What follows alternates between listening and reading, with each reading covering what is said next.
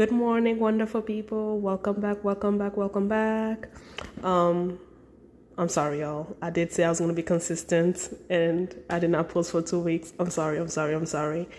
I just been busy. Like, if you ever moved, you know that the moving process takes time. I'm the type of person who's very impatient, so I like to set a timer of like, oh yeah, I'm going to be done with unpacking things in 1 month, and that's my schedule. And then life happens, things happens, and I get frustrated when things don't go my way, but I'm learning to be patient with myself. I'm learning to be patient. I'm trying to do everything at the same time. But y'all, I'm sorry, but I know y'all understand. Thank you so much for the support. Thank you for being here. Thank you for like just standing by, because honestly, you guys put up with me. So thank you. So today I wanted to revisit certain themes that I've talked about and kind of like summarize it from a different context, right? So today I'm going to talk about the dichotomy of being an African woman.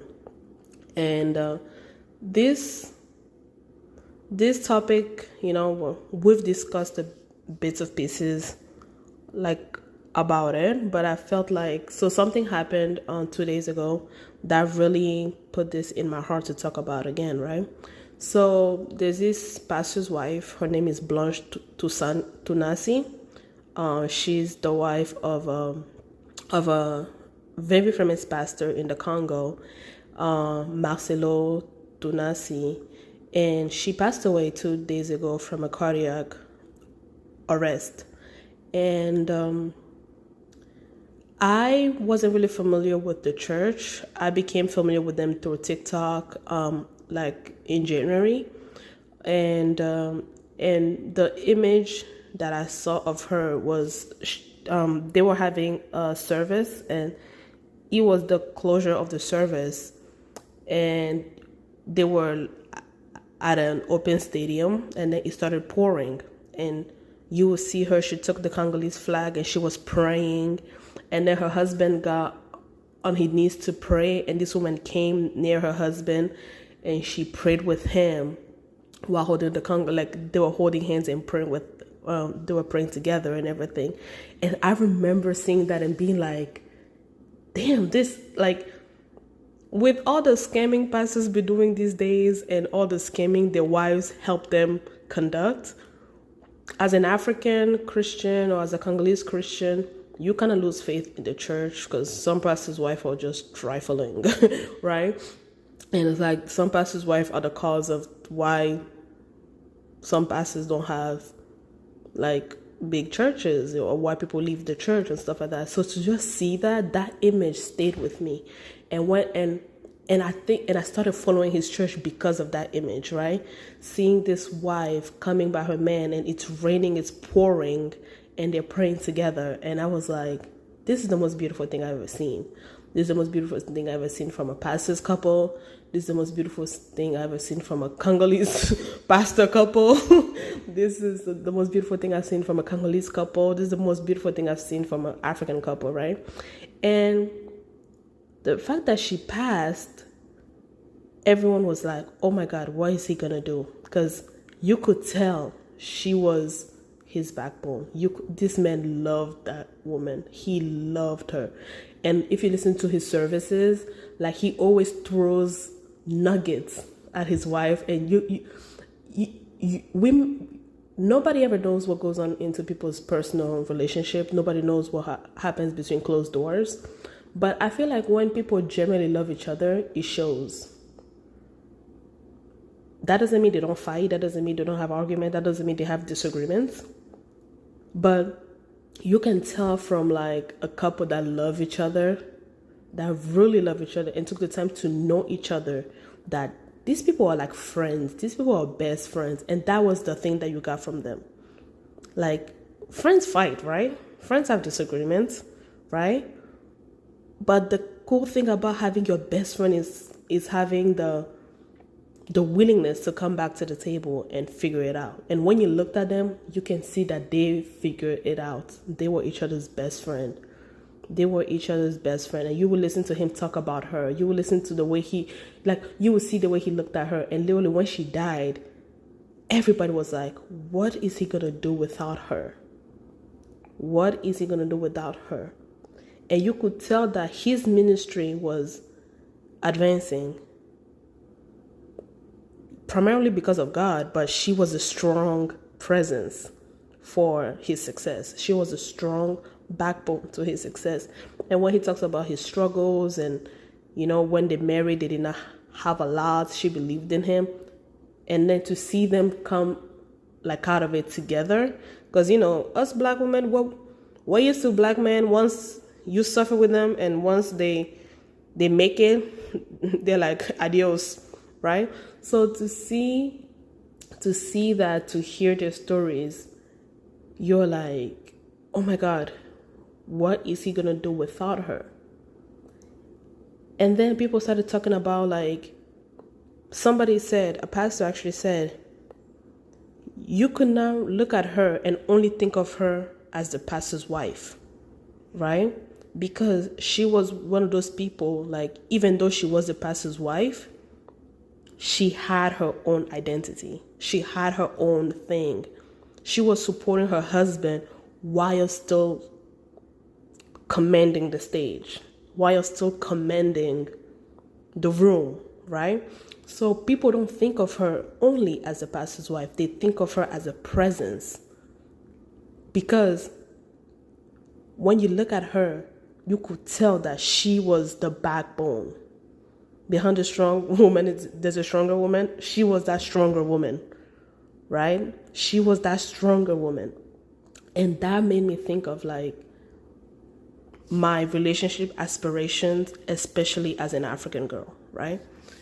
I've told you guys before, sometimes when I date, especially if I'm dating non-Africans, they will be they think that, because I'm educated, because I'm this and stuff like that, then I'm not supportive, then I want everything to be done for me, or, I belong to this feminist group who think that men are no good, that they can do without a man and everything.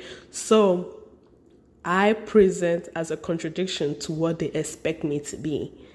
And I always get fascinated by that. Every time someone tells me, they'll be like, oh, I didn't think you knew how to cook. Or, oh, I didn't think you'd be supportive. Oh, I didn't think you would listen, because women want us to listen to them and they don't like to listen to us and blah, blah, blah, blah.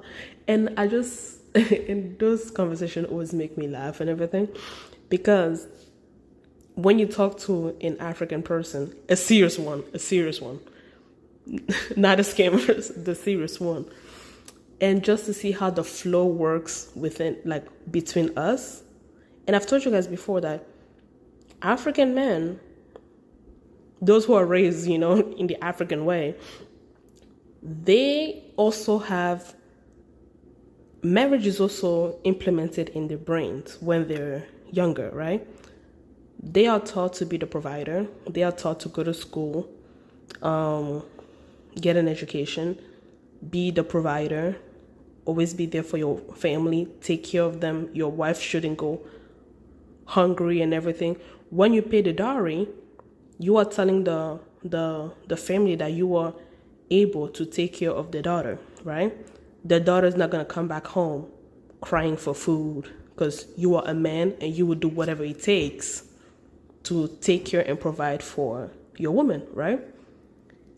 And I said in a previous episode that although all of them are raised in that way, the problem relies in how some of them, the definition of being, they know that they have to marry, but some of them don't know how to be husbands, right? And the definition of being husband is be the financial provider, right? And that's where it starts and that's where it stops.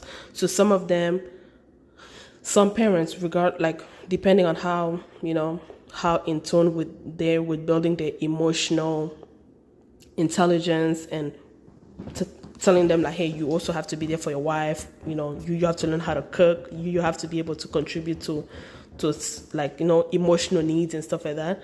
So now all of them are raised with that. So the problem is finding one that would like be financially stable, be a financial provider, but also be like, go to the sports game with you, or go check out the soccer games with you.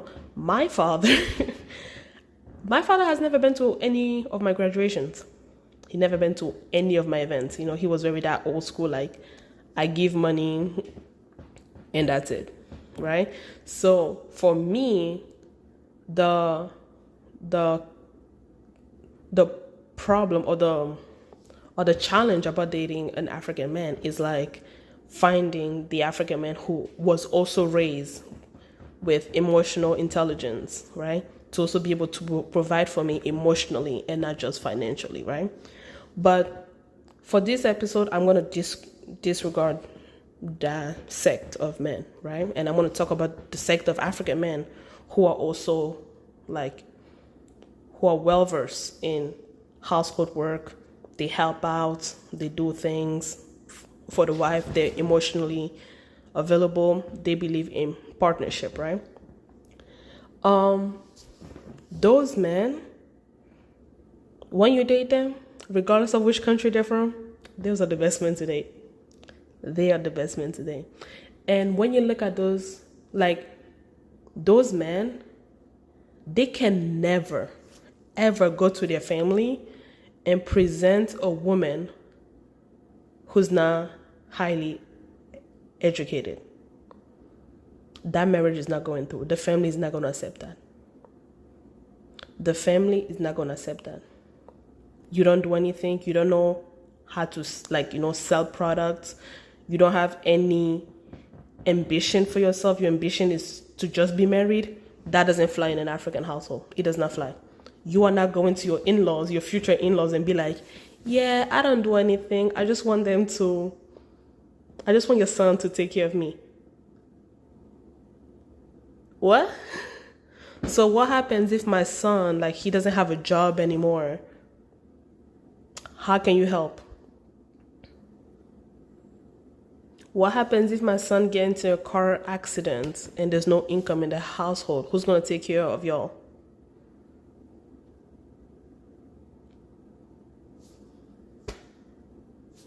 Explain that to me. You see what I mean? And that's the misconception that people don't understand about the African cultures, right? It's like I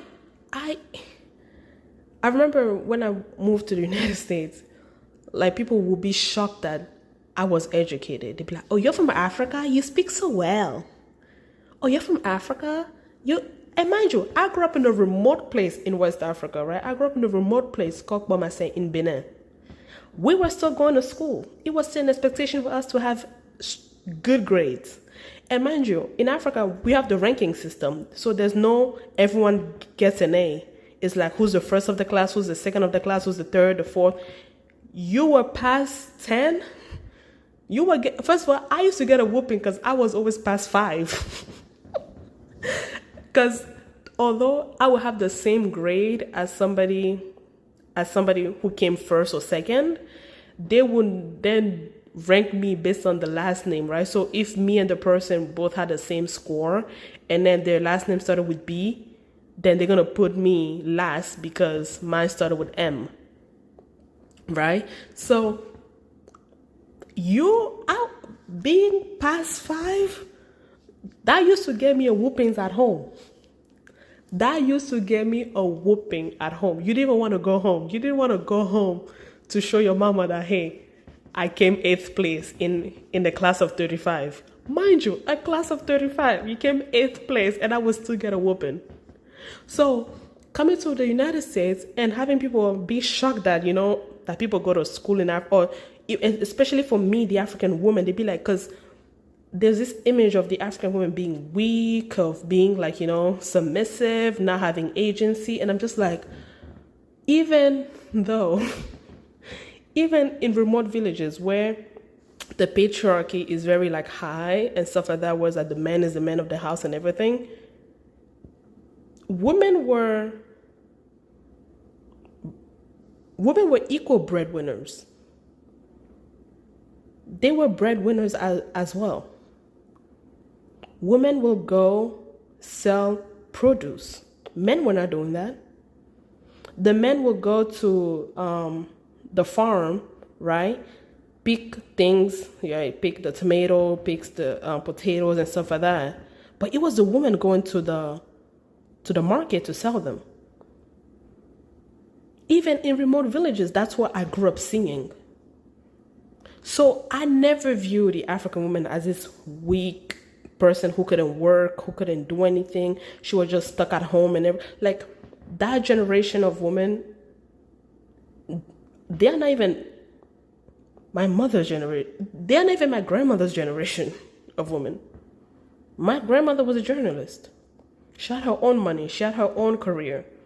My grandfather was an engineer. And mind you, these people grew up during colonial Congo.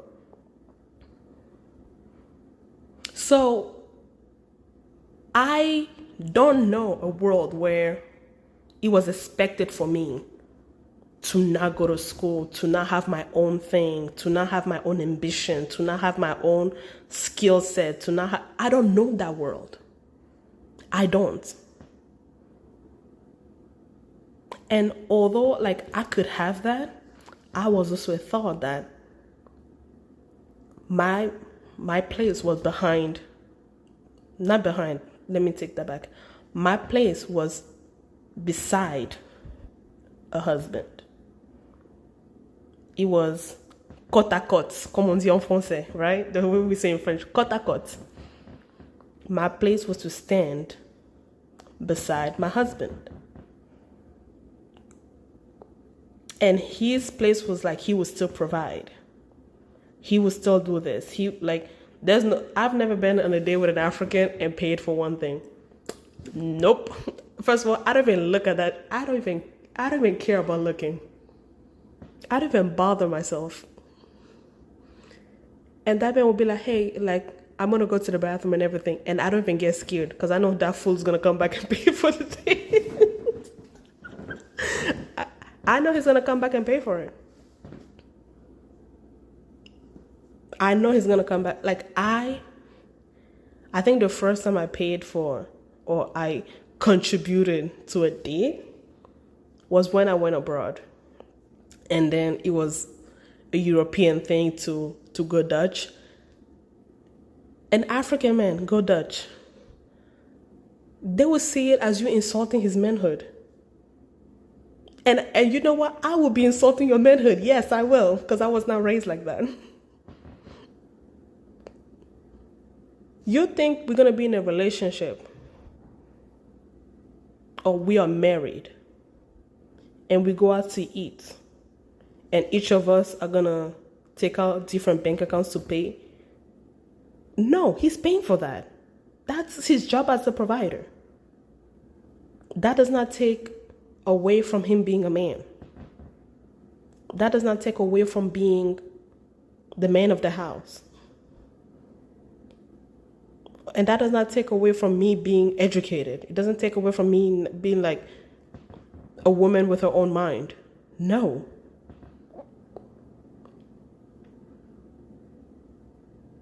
It doesn't. So some people only view African relationship in this sort of like, yes, he wants you to be a submissive. He wants you, like, I don't even know what submission means. I don't know what submissive mean. I've said this before, like when I was a kid, my mom would be like, yeah, go to school, blah, blah, blah, blah, but you need to learn how to cook so that you can be able to feed that boy. You need to learn how to cook. You need to learn how to clean the house so that you can, know how to clean your marital house and everything, right? So there were things that is expected for me to do for him, right? And his parents are telling him, you are the man. You better make sure that girl doesn't go back to her family to ask for food. as the man, the biggest insult to an African man when they marry you is for you to go back home and be like, ask your family for, because once you get married, that's why the family of the woman will say that we have burned your bed. Don't come back here. You can come to visit, but don't sleep here. You don't have a room to sleep here. Because now your room is at your husband's place. It's at your husband's place. So don't come back here. Don't come back here. Don't come back here at all. So that's why even if they're having problems, the wife is supposed to go to his side of the family. They're supposed to, because you don't belong to, you technically, so they see it as like you technically no longer belong to your biological family, right? So if there's a problem and he's acting up and everything, you go to your mother-in-law. Now pray that you have a good mother-in-law. You're going to be like, hey, you know what? This guy, this is what he's doing and everything, blah, blah, blah, blah. Can you help me? And if she's a good mother-in-law, she will call him and be like, listen, what are you doing? That's someone's child. Don't treat them like that. Because the husband's family will not want you to go back home to your family and tell your family how this man is mistreating you. Because that would be insult for them as the parents of your husband, because they're like, oh, you did not raise your husband well, you did not raise your son well, you did not raise your son to be a husband to my daughter, so why the hell did you guys come to my house to ask for my daughter hands in marriage if you guys know that you were going to mistreat her? You see how the dichotomy of African families work with relationships? Because as African kids, we are representation of our families. So if I act up outside, my mama will beat me because I am telling the world that she did not raise me right. So when I used to be 8th place out of 35 students, for my mother was like, oh, so you want to tell me that I gave birth to a dumb baby? So you get whoopings. Next time, make sure you're in the first 5 or the first 2 or the first 1. And you think my man is going to be like, yeah, when I was in school, I used to come 15, like out of the class of 100. You think that's going to fly in my house? You think that's going to happen? 15th? If I can't even come 8th place, you think you will come 15th?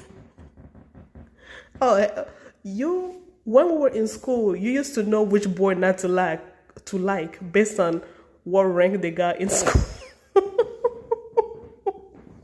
You used to be like, yeah, this man keeps coming last. I am not dating. He's not anything. He's not coming near me. He's not sitting at lunch with me. Nope. Nope. Right? So looking at the relationship, back to what the point of this episode was. Looking at this couple relationship and seeing that although she was known for the ministry of her husband, everyone could tell that her husband would not have that ministry. Her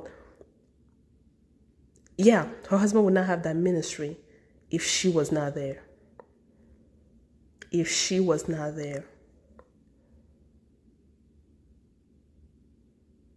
And that's what we're taught as African girls. That's what we're taught as African women. You can stand by your man. You can stand beside him. Hell, you can even stand behind him. But you are the driving force. You need to be the driving force.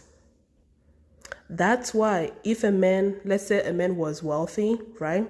And then they marry a woman and then they go broke, they blame the woman.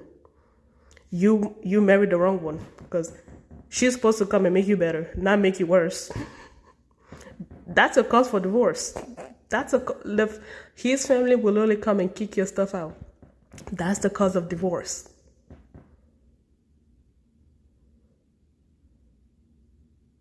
Because African men were taught, like, you pick well. You have to pick somebody who's gonna help you go forward, not backward. So how am I gonna pick someone who's gonna help me go forward if this girl don't have a brain? If this girl have nothing going on for her life? You tell an educated African man like all you want to be a stay-at-home mom?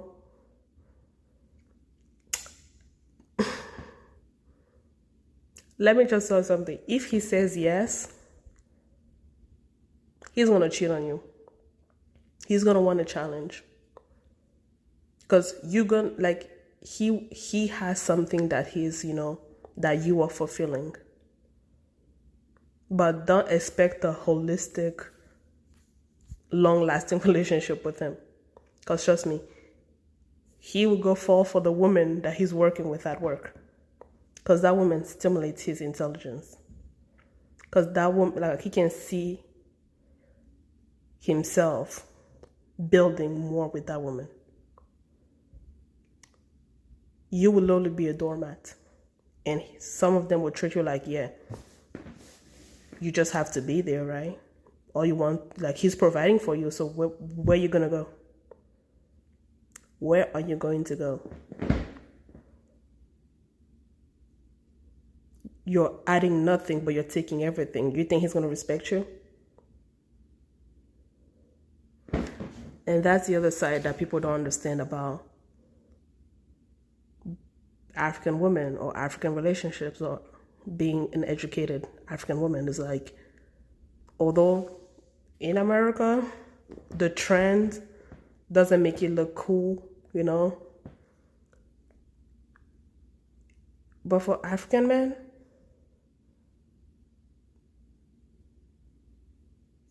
that's the trend. That's the trend, because that's how we're raised. An educated man is raised to, and mind you, the educated man has an educated mother. And as an educated man, you are not going to your educated mother to be like, yeah, my girlfriend that I want to marry, she only stopped at high school. Okay, she stopped at high school, but what ambition does she have? What skill set does she have? Well, she knows how to cook. Well, you know how to cook as well. What else? What can she add? Because cooking is not like, people think that, oh yeah, like African men want you to cook all the time and everything. African men know how to cook. Most of them are very like home trained. Most of them were the same as they were helping their fathers in the farm, they were also helping their mothers in the kitchen. So they know how to cook. So they're not looking for a cook. They can cook. They choose not to cook when they're with you, but if you press them, they will cook. I always tell me, I only cook for husbands. If you're husbands, I'll cook for you. But if you're a boyfriend or soon-to-be boyfriend, I'll cook for you like once a year. And before you even become a husband, I need to know you know how to cook. So what happens if I'm sick and we have kids? What happens, God forbid, like I have cancer and I'm in the hospital? What are the kids going to eat? You're not gonna know how to cook? See, Africans, we like to, implement the negative to make a point. That's literally how we're raised. We're raised to be like, to think of the worst case scenario and make a point. That's why most African men know how to cook. They know how to take care of themselves. So you'll be like, oh yeah, well, I can cook for him. How is that moving him forward? How is that happening?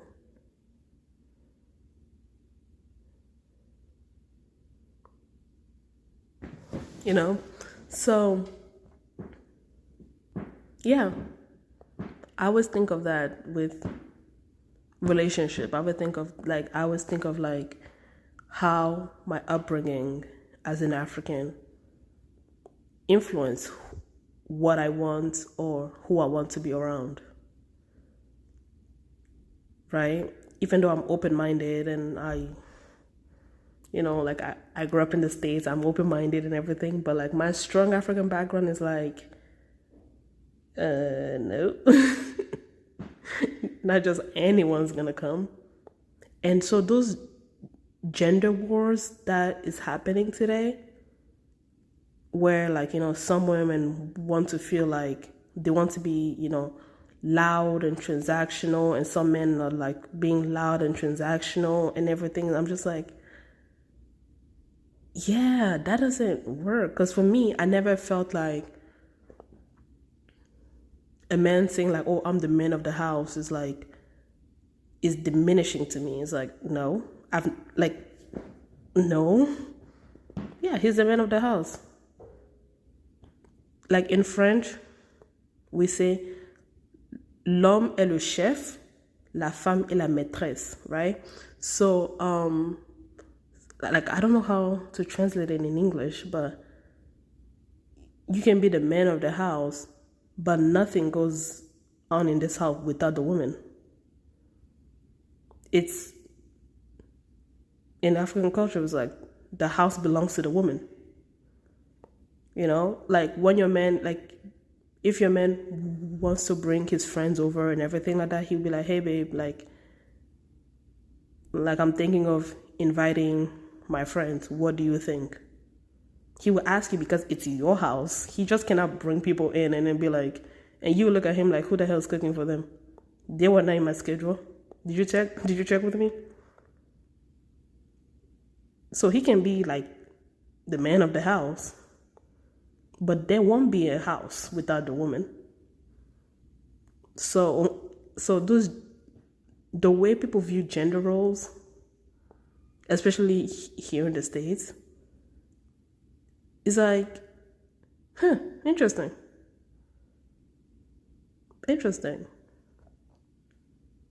When I was 8 years old, I saw Ellen Johnson be the president, right, of Liberia.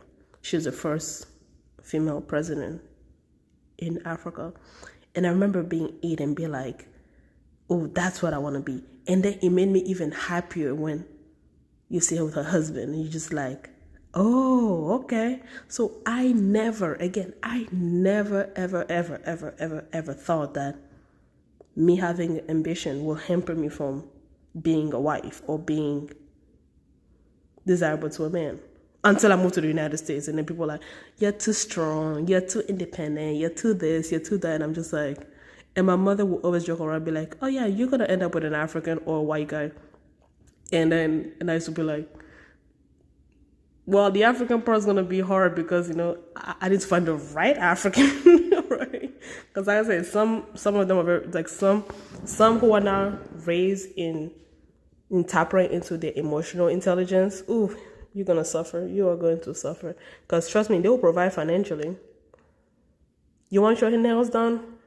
He'll give you money for that. You want your face done? He'll give you money for that. You want a new car? He'll buy that. But is he going to be present? Nope. Is he probably going to cheat on you with somebody who kind of like tickles his emotion? Yep. So, yeah. So I think seeing her and just seeing them together and how people are remembering her, she's literally the definition of an African girl, of a Congolese woman. And the funny part, she's also Luba, just like me. And I've said this before, like Luba's culture is very patriarchal. I can never say that word correctly, but it's very like, the man. And to find, and I think I spoke about this when I spoke about my father, is like to have some Luba families who raise their daughter to be as strong, to take on that Luba identity of like, we're the strongest, we're this, we're that. And to see how we balance that with like, societal expectation yeah, she's the depiction of that. She's the depiction of what it's like or how we're raised as African girls, as Congolese women, and as Luba girls. So, may she rest in peace. And thank you all for listening. I'll talk to y'all later. Bye.